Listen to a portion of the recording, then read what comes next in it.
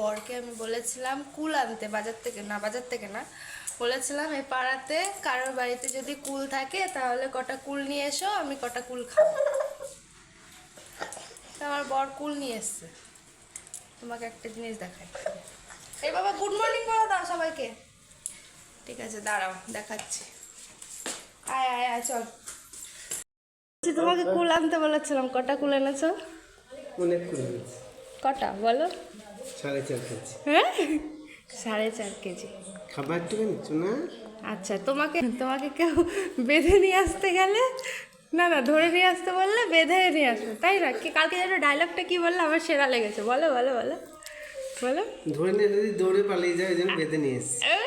সাবাস, চলো এবার দাঁড়াও তোমাদের কুলগুলোকে দেখাই। চলো এই দেখো কুল,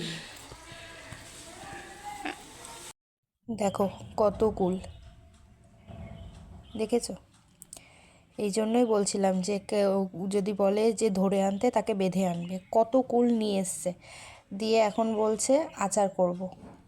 আমি বলেছি কটা কুল শুধু খাবো। আর তোমাদের কার কার কুল খেতে ভালো লাগে অবশ্যই কিন্তু কমেন্ট করে জানিও। আমার তো কুল খেতে বেশ ভালো লাগে। এখন আর কুল এই মানে আমার শ্বশুরবাড়ি পাড়াতে নেই, খাওয়াও আর হয় না। আর নিজেই কালকে দেখো ধুয়ে বোটা ছাড়িয়ে রেখে দিয়েছে। তো এইটাই হলো যে কাউকে না কোনো জিনিস যদি কুলগুলোকে ধরে আনতে বলতাম পড়ে যেত, তাই না? তাই বেঁধে নিয়ে এসো। হ্যাঁ, বেঁধে নিয়ে এসছি। এই এত ভালোবাসো তুমি আমার। হ্যাঁ হ্যাঁ